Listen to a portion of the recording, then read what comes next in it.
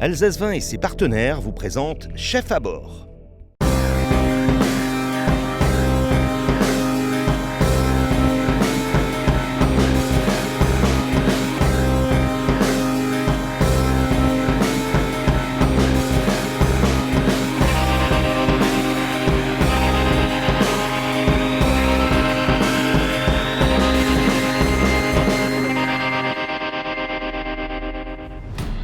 Dans l'épisode précédent de Chef à bord, nos 8 candidats ont dû se confronter à la première épreuve de l'aventure, un panier mystère contenant des ingrédients imposés pour la réalisation de leur plat. Après avoir dégusté en cuisine les différentes réalisations, le jury a délibéré et a choisi un nom, un candidat qui devra quitter l'aventure.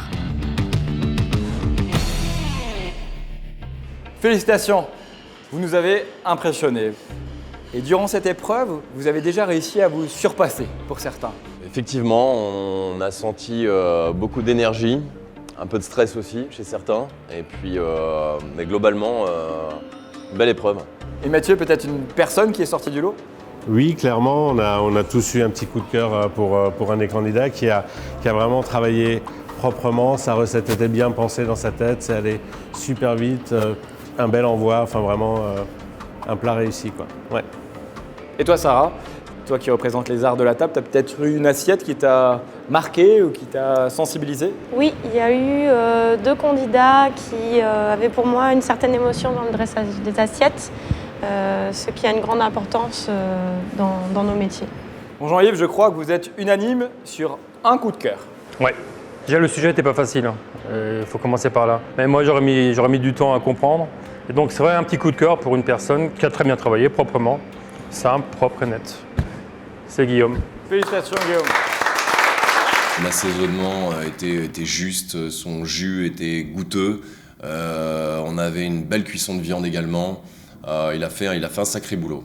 Alors ce coup de cœur a une importance pour l'épreuve suivante. À présent, je vais demander à Johan de s'avancer, faire un pas, et à Gérald de faire un pas. Messieurs, malheureusement, un candidat devra quitter l'aventure. Soyez fiers de votre travail. Soyez fiers de ce que vous avez accompli. Ce n'est pas une finalité, me quitter aujourd'hui. Le candidat qui quitte l'aventure est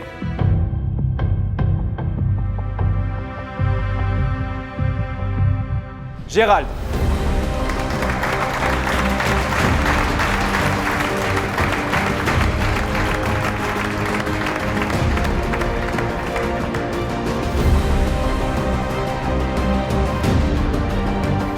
Gérald nous quitte parce que les goûts n'étaient pas assez prononcés. Le yaourt avec une petite salade d'herbes dessus, les petits verres, ça n'avait pas de cohérence avec le plat. S'il avait rajouté juste un tout petit peu quelque chose qui ramène du peps à son tartare, il passait, mais là ça passait pas. Le principal c'est d'être là et il y a toujours un gagnant et un perdant. Je suis le premier et puis voilà, c'est comme ça.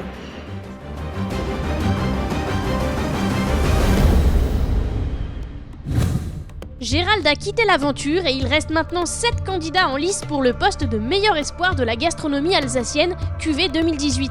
On retourne tout de suite dans les cuisines du lycée Charles de Foucault à Schildikheim pour attaquer la 2e épreuve du concours.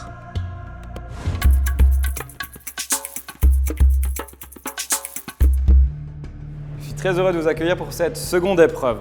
Vous savez que je suis joueur. Et devant vous, on retrouve encore une boîte mystère.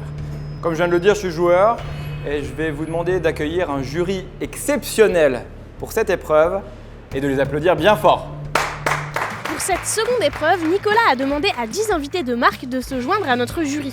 Nous accueillons donc Mariella Kini de la maison Kini à Riedisheim, Anne Erwein du restaurant à l'agneau à Pfaffenhofen, Roger Bouassoun de la Chenaudière à Colroy-la-Roche, Loïc Lefebvre de l'atelier du peintre à Colmar, Guillaume Cher du restaurant Les Plaisirs Gourmands à Schildikheim, Nicolas Fix de l'association ADAPI Papillon Blanc d'Alsace, Daniel Zenner, écrivain et herboriste alsacien, Jean-Christophe Karleskin, maître cuisinier de France, et Gilles Hermann de l'œuf Cristal à Witternheim.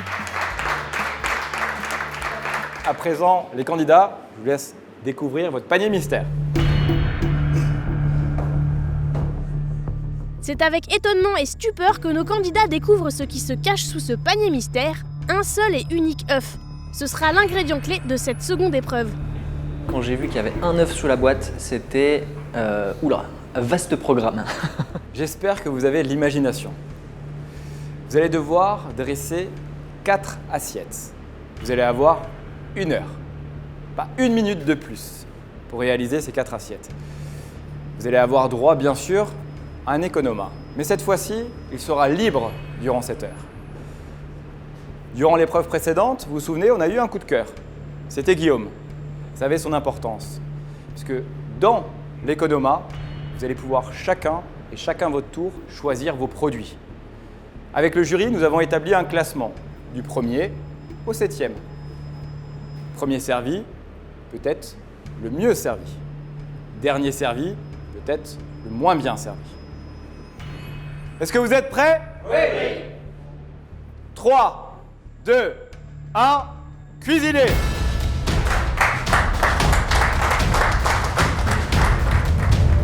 Pour cette épreuve, nos candidats ont accès à un superbe économa proposé par Michel Hercher.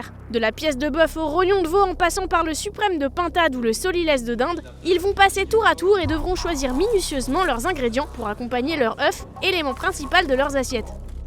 Guillaume, bon, tu finis coup de cœur de la première épreuve. À présent, tu as une chance exceptionnelle, c'est qu'on a notre boucher Michel Hercher qui est avec nous et tu es libre de choisir ce que tu veux pour réaliser tes 4 assiettes.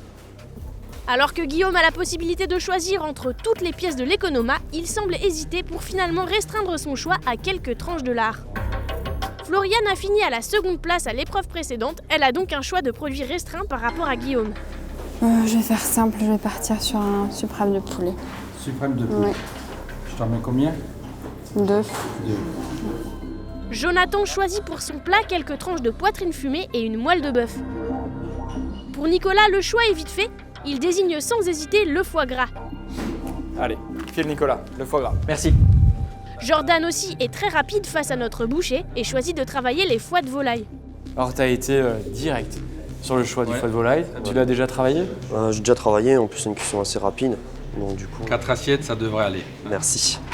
Allez, file. Merci.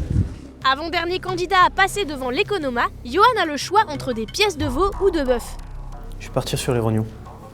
Merci. Allez Kevin, c'est à toi. Yes. Et on termine. Comme tu le sais, il y a eu un classement et tu termines dernier. En produit imposé, tu auras ces 2 magnifiques bulots et crevettes. Et pour la viande... Moi je vais te mettre 2 tranches de lard fumé. Merci. C'est parti pour toi Kevin. C'est parti pour moi. Yes. Moi j'abandonne. C'est un coup dur pour Kevin qui n'a pas le droit de choisir ses ingrédients et qui voit donc ses idées tomber à l'eau. Ça chamboule tout, ce qu'on m'a donné. Pas le temps de s'apitoyer sur son sort, le chrono file et il reste un peu plus de 40 minutes à nos candidats pour réaliser leurs 4 assiettes. Je commence à préparer mes légumes, ma viande également. Je commence par faire toutes les pluches pour avoir toute la marchandise propre pour pouvoir tout de suite tout enchaîner après. Donc je vais commencer par les rognons parce que c'est le plus long je pense. Ensuite seulement après je partirai sur mes cuissons et mes taillages de légumes et autres. C'est vraiment la pointe de cuisson qui fera la beauté du plat. Il faut que ça reste l'œuf, la star du plat. Vous l'aurez compris, aucune erreur ne sera pardonnée sur le travail de l'œuf. Mon idée, c'est de partir sur quelque chose de simple, d'efficace. Partir sur un œuf poché avec une tombée d'épinards, des champignons sous différentes formes, je vais essayer. Alors que plusieurs candidats misent sur le pochage des œufs pour marquer des points, Kevin choisit de les travailler en fine omelette et de revisiter le traditionnel maki japonais en y incorporant les bulots et les crevettes imposés pour sa recette. J'ai tout mélangé ensemble avec le lard aussi, la poitrine. Ça donne du goût. Il me reste juste à faire les omelettes encore. Et après à tout rouler ensemble. Je m'appelle Kevin Grucker, je suis chef de partie au presseur de Bacchus à Blinschwiller où je travaille avec ma mère en cuisine et mon père en salle. Issu d'une grande famille de restaurateurs, Kevin a toujours vécu au rythme de la cuisine et c'est ce qui lui a donné la passion du métier. Mon grand-père était cuisinier, ma grand-mère tenait un hôtel-restaurant et ma mère était en salle d'abord, après elle est passée en cuisine, chef de cuisine. Ça fait que je suis tombé dedans aussi, avec plaisir, enfin en passion. Kevin habite avec ses parents à l'étage du restaurant familial, ce qui lui permet d'inviter ses amis dans la salle même du pressoir de Bacchus. Il est toujours en train de faire des plats de saison, on ne mangera jamais 2 fois la même chose chez lui, donc c'est ça qui est bien. Un grand travailleur, un acharné, du boulot. Généreux, passionné. Il est toujours serviable, il va nous donner des coups de main quand on brasse de la bière ou qu'on met en bouteille. Généreux et serviable, ce sont les 2 qualités qui reviennent souvent lorsque l'on parle de Kevin. Fini les vendanges. Oui, j'en fais les grands crus avant. S'il n'est pas sur sa moto à sillonner les routes de la région, ou bien en forêt à la recherche de différentes plantes et herbes aromatiques, Kevin ouvre les livres de cuisine de ses chefs préférés pour y puiser son inspiration. Et c'est aussi un bon exercice de préparation pour un concours culinaire. Ça va être dur avec le jury qui va passer, regarder. Ça met tout le temps un bout de pression et il faut faire abstraction. Au restaurant, Kevin s'occupe des entrées et des desserts en cuisine avec sa mère, mais passe aussi durant le service en salle avec son père. Avant le service, c'est toujours le moment de stress, pendant aussi. Et après, on fait le tour de la salle pour voir si les clients sont contents. C'est le plaisir de partager avec ses clients. C'est ça qui est beau dans ce métier-là. Pour cette épreuve, un nouveau point clé entre en compte dans la notation des candidats, leur agilité à ne pas gâcher les ingrédients. Et c'est un professeur du lycée qui vérifie les différents plans de travail en quête d'éléments jetés trop vite. Je regarde tout ce qui se passe, ce que le candidat a jeté et ce qui va rester aussi sur les plateaux après l'épreuve. On entame à présent la seconde partie de l'épreuve et il reste à nos candidats un peu moins d'1 demi-heure pour sublimer leur plat. Avec son œuf, Guillaume veut proposer au jury une salade revisitée à sa façon. Souvenirs d'enfance, œuf poché, comme une tuile de pain, coriandre, allumettes de cochon gourmand. Et pour habiller son plat, il travaille des morceaux de truffe qu'il prévoit d'ajouter lors du dressage. C'est plus pour ramener le côté un peu forêt, boisé, du champignon quoi. En face de Guillaume, Jordan prépare un embeurré de poireaux et dégraisse ses foies de volaille au vinaigre de xérès. Il décide aussi de pocher ses œufs, mais lorsqu'il s'affaire à la tâche, il se rend compte que le résultat obtenu n'est pas celui escompté. Ah, le jaune il s'est cassé dedans.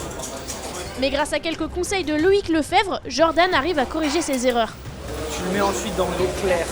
L'œuf Ouais.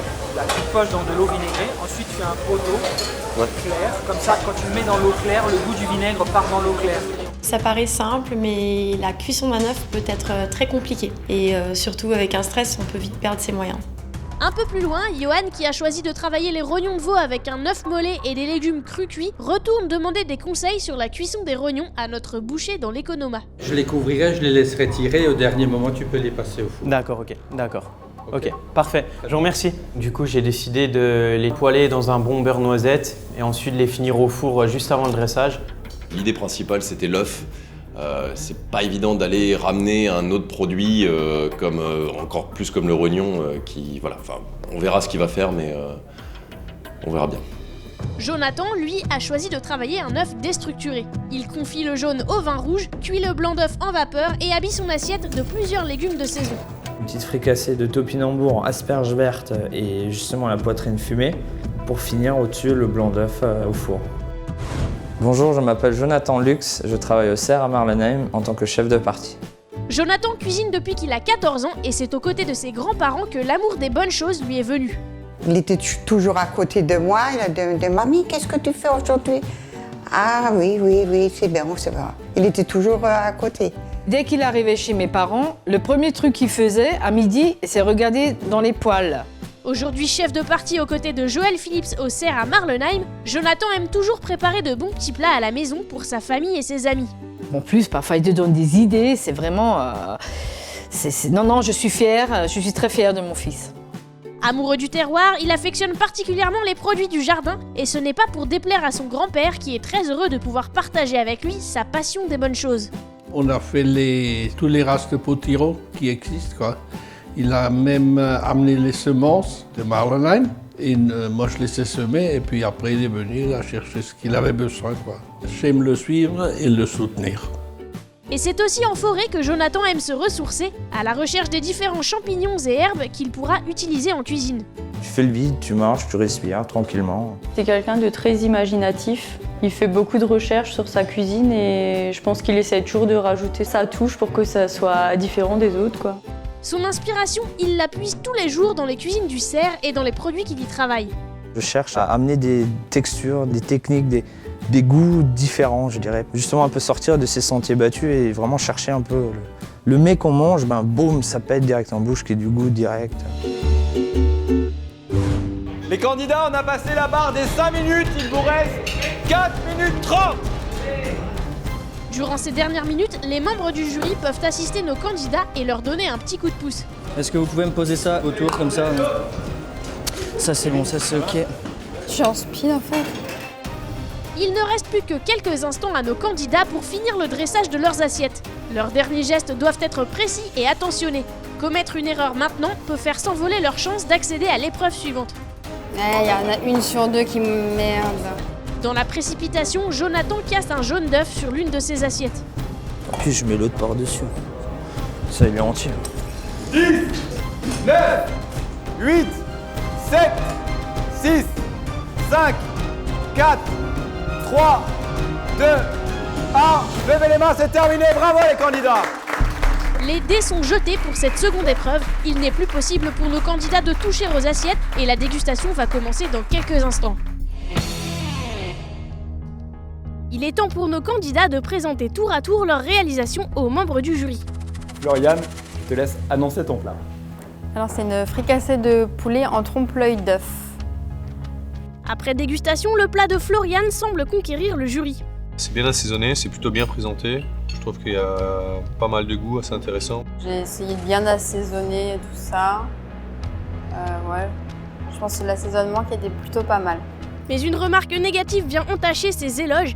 Il y a trop de poulet dans son assiette et le plat n'est pas suffisamment centré sur l'œuf. Jordan est le deuxième candidat à présenter son plat. Un œuf poché sous une emburrée de poireaux avec des foies de volaille déglacés au vinaigre de Xérès. Les foies sont un peu trop secs, mais sinon c'est pas trop mal quoi. Comme quelque chose d'assez simple finalement en réalisation. Un peu croussi au niveau de la présentation. Après l'œuf il est bien réalisé. Ouais, l'œuf il est magnifique. Le troisième candidat à passer, c'est Jonathan qui présente son œuf déstructuré. Jaune d'œuf confit au vinaigre de vin rouge et vin rouge. Le blanc d'œuf juste cuit en vapeur, comme ça, sans coloration. Une duxelle de champignons émulsionnée avec de la moelle de bœuf. Et par-dessus, une fricassée de topinambour, lardon et les talons d'asperges vertes. Un plat audacieux, mais qui ne semble pas faire l'unanimité auprès des membres du jury. J'ai énormément de lardon qui est très très présent. Le goût du fumé. C'est bon, mais c'est pas l'œuf quoi. Avec le topinambour, il donne encore le côté croquant, mais... Là, il a essayé de faire trop compliqué pour nous épater, puis en fait, c'est l'inverse. Johan est le quatrième candidat à passer devant le jury. Œuf mollet, siphon beurre noisette, rognon légèrement saisi et cru cuit de légumes. À première vue, notre jury semble mitigé, mais qu'en est-il du goût? C'est plat, putain. Ils oublient le sel et le poivre partout, il n'y a pas de goût. Pas de goût, rien. La cuisson de l'œuf, impeccable, rien à dire. La cuisson des rognons, rien à dire. Manque de peps dans l'accompagnement, la sauce. Voilà, les légumes croquants, très bien, mais manque vraiment d'un assaisonnement, quoi. C'est vraiment dommage. Pour le moment, aucune assiette n'a vraiment pu séduire notre jury, et c'est au tour de Kevin de leur présenter sa réalisation. Souvenez-vous, il avait commencé cette seconde épreuve avec un handicap, l'utilisation obligatoire de bulots et de crevettes grises dans son plat. Je vous propose un maquis un peu revisité avec du bouleau et des crevettes grises et du lard. Je l'ai fait en farce, assaisonné au beurre de crevettes grises. Là, on voit l'œuf. Ouais. L'œuf est au centre, il est autour même. C'est très œuf quoi, donc le thème est respecté, c'est joli. Il manque juste un peu de sauce et un liant à l'intérieur. Pour la chose, ouais. Dans l'ensemble, le plat est bien. Il y a un joli travail sur l'œuf, un bel assaisonnement. Ça manque peut-être juste un peu de quelque chose qui relève le plat, une petite vinaigrette, une acidité ou quelque chose comme ça. C'est ensuite Nicolas qui passe devant le jury et leur présente son plat. Tombée d'épinards, œufs pochés, sabayon beurre noisette et champignons crus et cuits. Son énoncé est respecté. Après, visuellement... Visuellement, voilà, c'est... J'ai essayé d'avoir des assaisonnements justes, qu'on ait les textures, qu'on ait les assaisonnements, et je souhaite que ça fasse la différence. Et la truffe n'apporte rien, parce qu'elle n'est pas goûteuse. Manque d'assaisonnement aussi. C'est pas convaincant quoi. C'est pas quelqu'un qui va se démarquer. Il n'y a pas de risque. Il n'y a pas de risque. Il n'a pas pris de risque. Le dernier candidat à passer devant le jury, c'est Guillaume. Souvenirs d'enfance, œufs pochés, comme une tuile de pain coriandre et allumettes de cochon gourmande. Cuisson sympa. Cuisson sympa. Et les fleurs, j'aime bien. Pas trop, juste bien. C'est un peu simpliste quand même, quoi. Mais ça fonctionne. Conquis tout d'abord par le sablé que Guillaume a réalisé, notre jury est malheureusement déçu de ne pas retrouver la truffe que notre candidat a travaillée lors de l'épreuve. Il y a beaucoup à tuer de truffes, et puis on la sent pas, elle est pas là. Ah bon? Je sais pas où elle est. Coup de cœur du jury, partir sur la poitrine et l'utiliser comme ça, c'est dommage. Aucun candidat n'a vraiment réussi à séduire le jury lors de cette épreuve. Ces derniers vont maintenant délibérer pour annoncer dans quelques instants le nom de celui ou celle qui quittera l'aventure. C'est impressionnant ce jury autour de nous. Oui, C'est juste fou. il fait chaud dans la cuisine. Alors une épreuve, l'œuf, qui était la star finalement de cette épreuve. Oui, c'était une épreuve assez compliquée. C'est vrai que ce n'est pas toujours évident de sublimer l'œuf et c'était le but aujourd'hui. Et tout le jury a essayé de juger vraiment sur l'œuf. Alors j'ai cru comprendre qu'il y a eu quelques difficultés à vous départager. Ça a pris du temps. Oui. Justement, qu'est-ce qui a fait cette différence? Ça a été assez compliqué entre deux candidats. La différence, on a essayé de se concentrer uniquement sur le produit star du jour, l'œuf. Et on voulait aussi féliciter un candidat. Qui est, je crois, Kevin, qui a eu plusieurs handicaps. Hein. Oui, clairement, plusieurs avec handicaps. les bulots, La crevette grise, la poitrine de porc. Donc félicitations Kevin à toi, tu t'en es très bien sorti. Ouais, bravo. C'était le seul qui était parti sur autre chose que l'œuf poché ou l'œuf mollet. Et j'ai trouvé une très bonne idée avec ces crevettes grises, les bulots, des légumes. Et c'était un plat vraiment très goûteux. À présent, les candidats, vous le savez, c'est pas évident. Un candidat doit nous quitter. Ce candidat, comme vous l'avez compris, il a été très très difficile à choisir. Je vais demander à Nicolas de s'avancer. Et je vais demander à Jonathan de s'avancer. Messieurs, merci en tout cas à tous les deux pour ce beau parcours. Et le candidat qui quitte à présent l'aventure est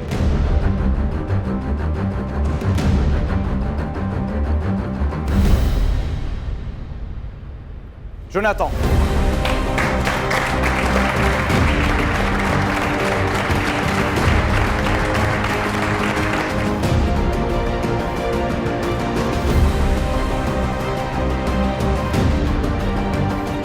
Je suis assez déçue et triste pour lui qu'il soit sorti aussi vite de l'aventure. Malheureusement, c'est celui qui a le moins sublimé l'œuf, puisqu'il l'avait un peu caché sous les asperges, la moelle, etc. C'était celui qui l'avait le moins bien travaillé. Je m'en veux personnellement d'avoir voulu chercher trop loin. J'aurais dû rester plus simple, je pense. Et assurer un peu plus que de partir un peu trop loin, quoi.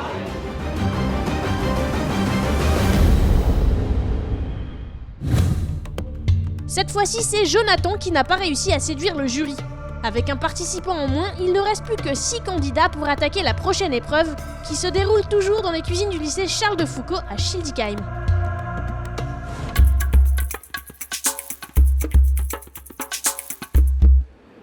Félicitations les candidats, vous êtes à présent à la 3e épreuve. J'ai envie de dire déjà. Et vous le connaissez aussi, à présent, Michel Hercher, notre boucher, qui était présent avec vous lors de la dernière épreuve. Et s'il est à mes côtés, c'est qu'il y a une petite surprise dans les boîtes mystères. Vous pouvez rejoindre votre poste de travail.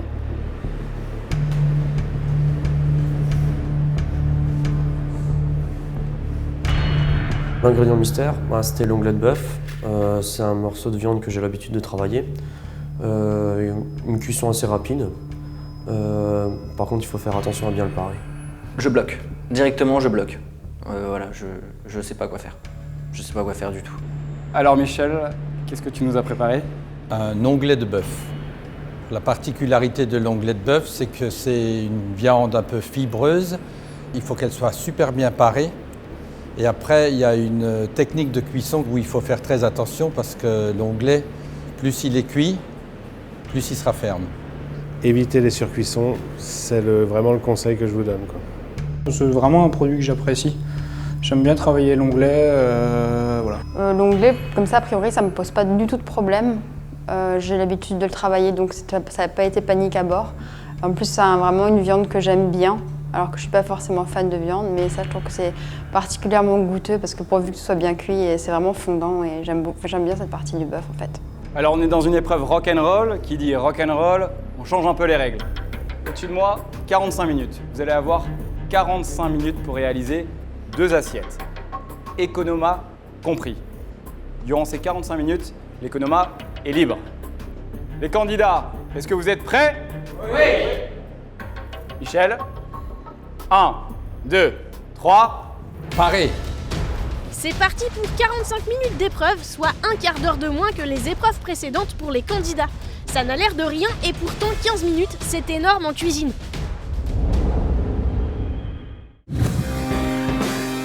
Dans le prochain épisode, vous découvrirez comment nos candidats vont travailler leur onglet de bœuf, les choix d'ingrédients qu'ils feront pour accompagner leur viande et les dressages qu'ils présenteront aux membres du jury. Vous le savez maintenant, à l'issue de cette 3e épreuve, un chef devra quitter définitivement l'aventure chef à bord. Alsace Vin et ses partenaires vous ont présenté Chef à bord.